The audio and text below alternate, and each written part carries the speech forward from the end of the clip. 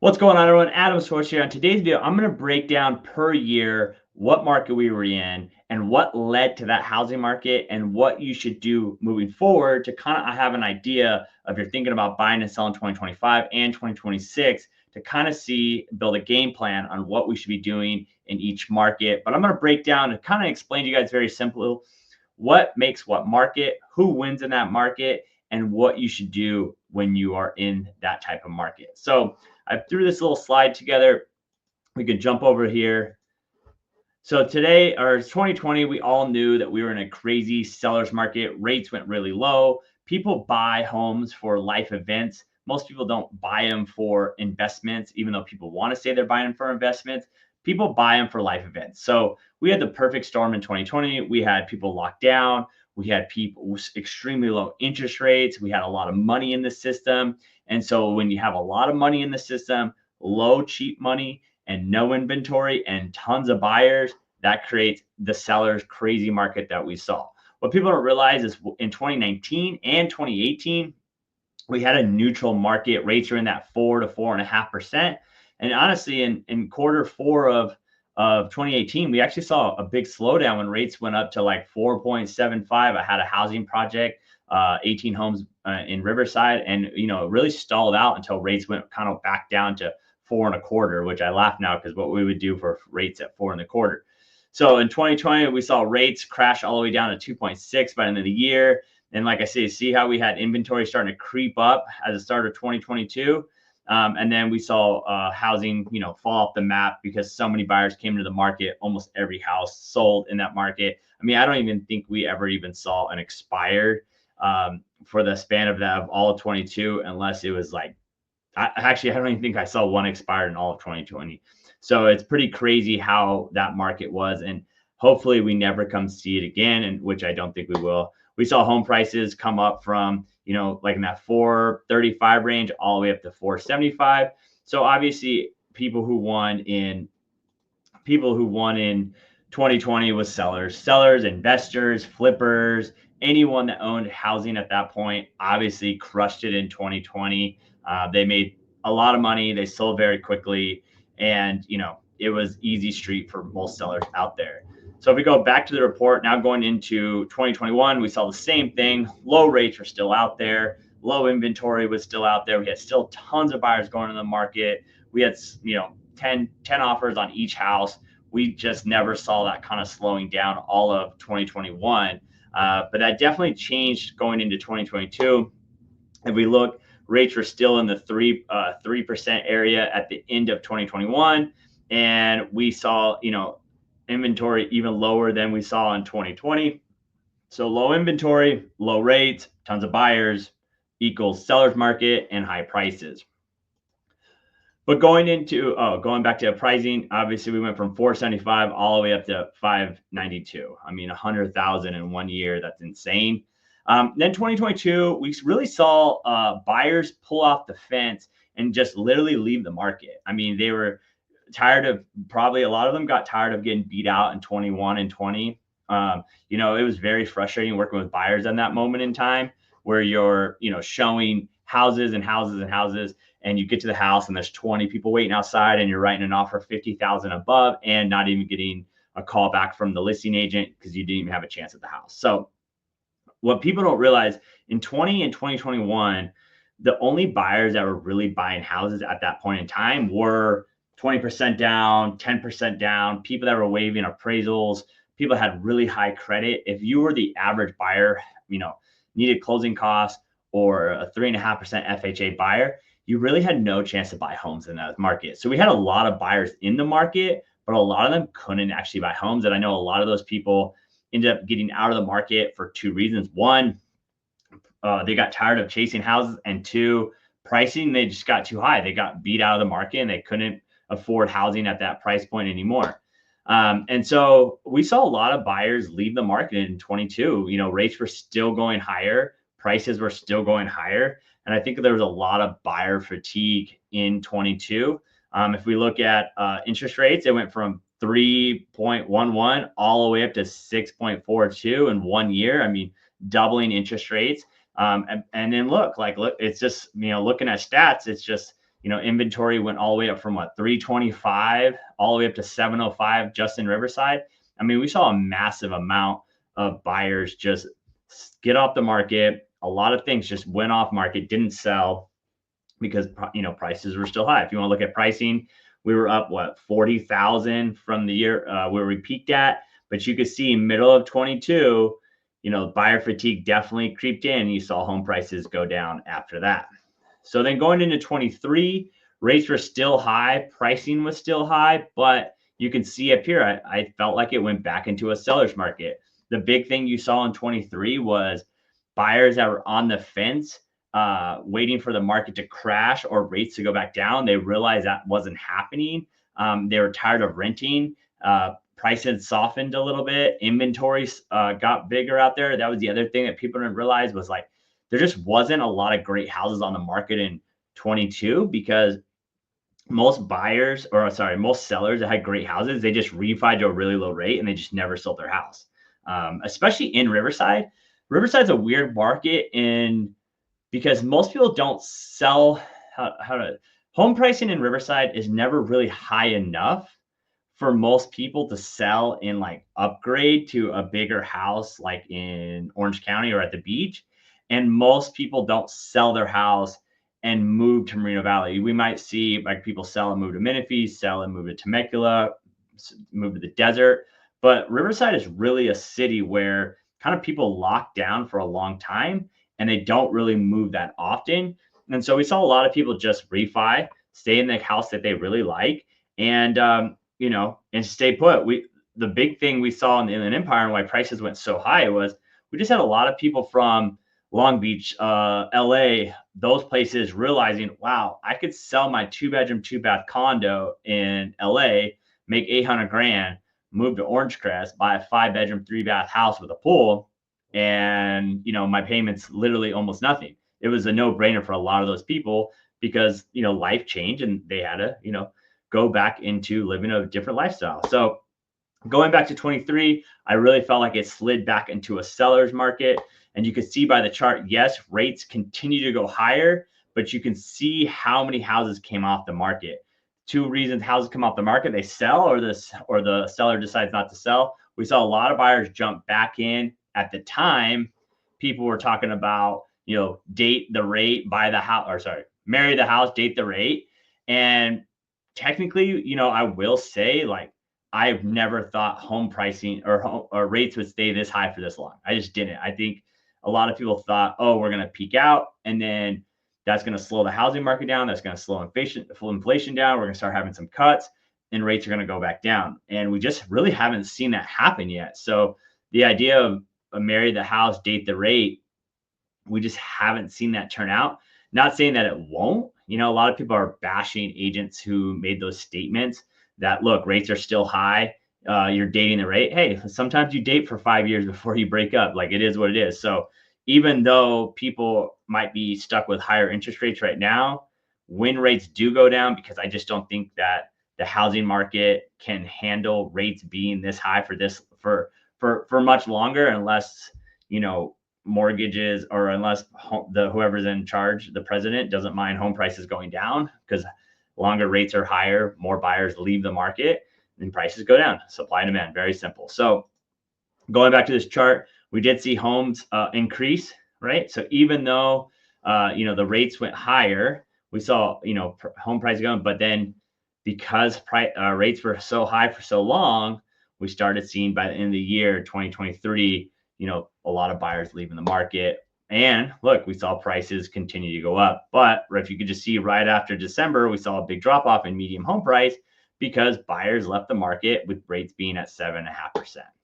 So 2024, I still think was a seller's market at that point. I definitely know new builds was kind of like the bread and butter of a lot of buyers at that point. We had a lot of people that wanted to buy new. They wanted to, even though they were paying like $5,000 a month in mortgage, they were like, hey, I don't mind paying $5,000 a month, but I want to pay for something that is turnkey, that's nice. So the nicest houses on the block were selling still at top dollar.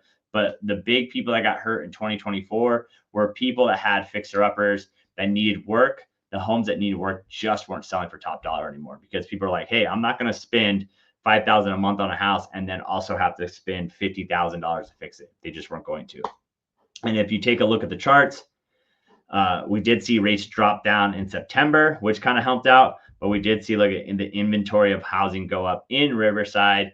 And that's why I felt like, but then also prices went up. So we saw inventory go up. We saw rates kind of go up and down a little bit, but home prices still stuck the same. If you look even from the bottoming out, I think this is 650. So I have to assume this is probably like 575. You still went up a good amount from the start of the year. So where are we at in 2025? We are in, that is sorry about that. In 2025, we are definitely in a buyer's market. We are starting to see fatigue step in right now with buyers. Rates have stayed too high for too long. Hold on, sorry about that. We've just seen rates stay high for too long. That's one.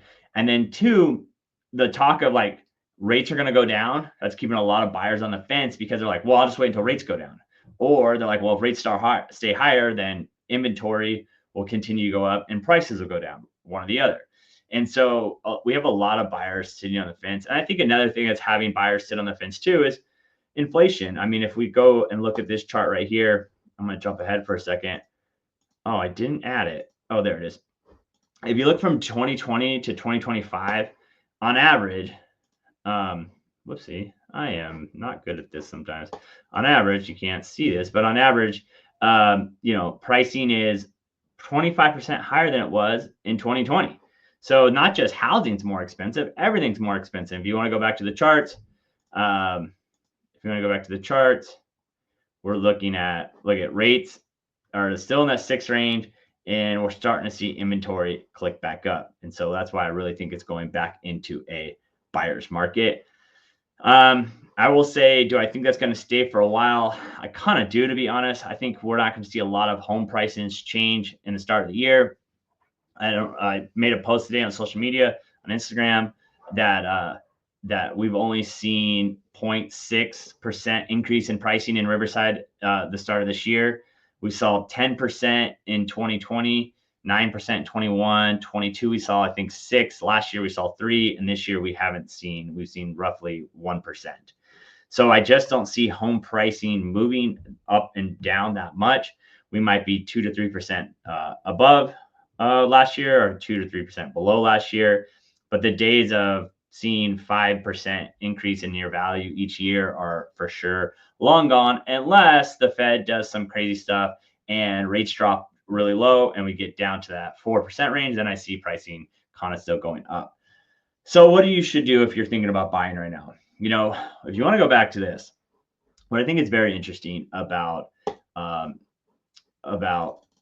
human nature, but when everyone was running in, obviously we had low rates, everyone was running in, home prices were unbelievable. And like I said, the only people that were buying houses in 2020 and 2021 were people that had 20% down.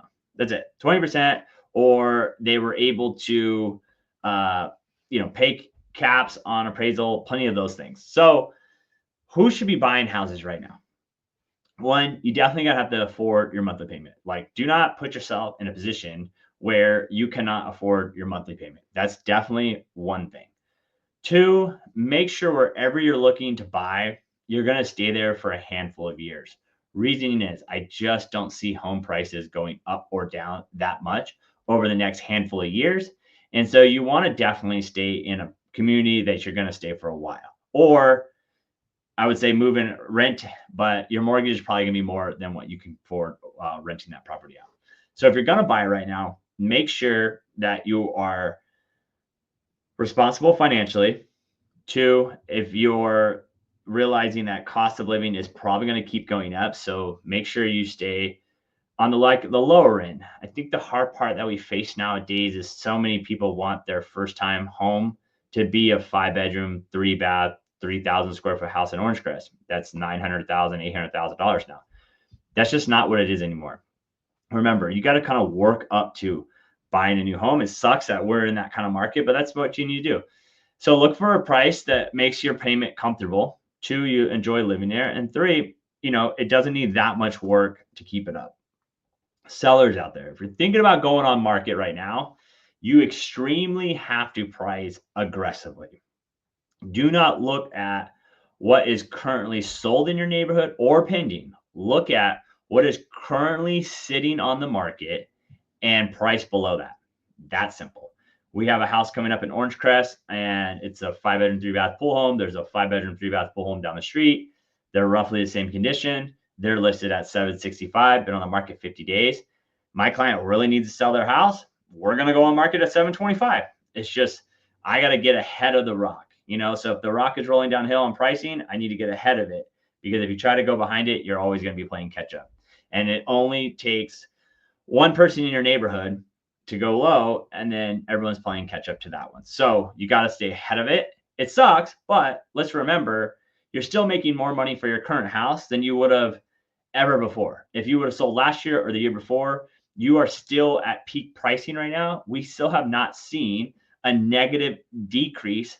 I think that's a double negative, but a negative price reduction year over year. We are still positive, even though it's only 1%. You have not lost any money on the table, but you can lose money if you price wrong and allow people to see a property sit on the market, and then that kind of takes the leverage out of your hand. If I'm a buyer right now and I'm like, hey, I want to buy a house, I'm looking at anything that's been on the market more than 30 days, and I'm just writing whatever offer I want.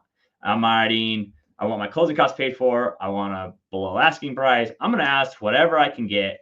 And if I'm treating this house like I don't mind if I get it or not, I'm writing the best offer that fits my best needs.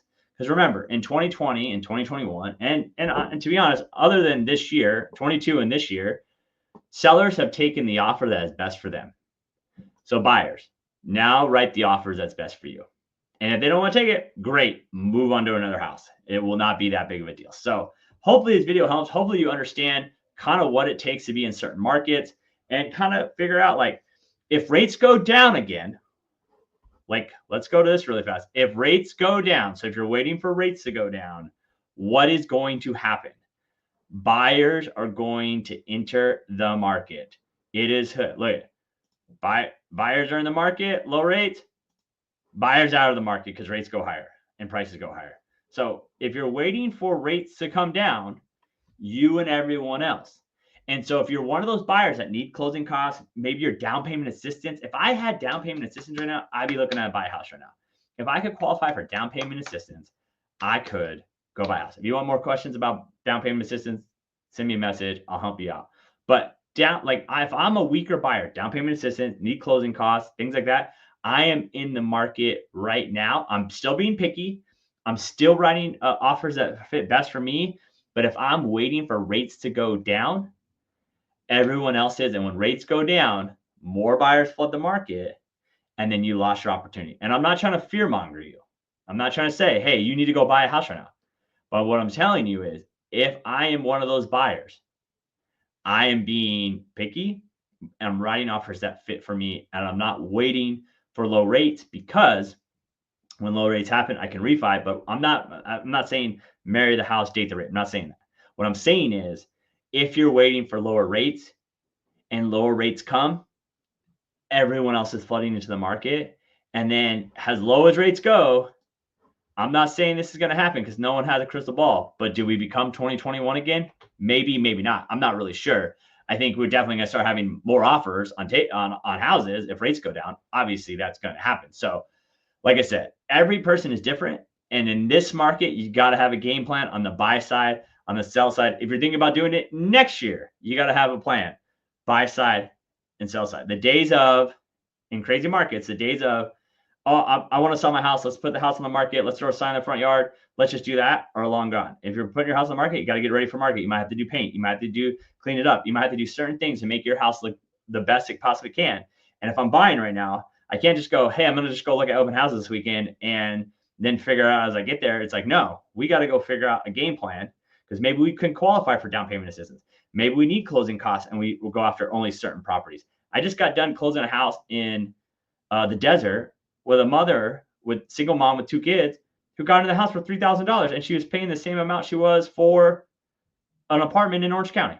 So it is possible out there. So hopefully this video helps. If you watched until the end, I can't thank you enough for taking the time to watch my videos. I really appreciate that. And until next time, guys, remember, always reach out if you have any questions. This is our job. We're here to help you. We're here to coach you and help you make the right decision.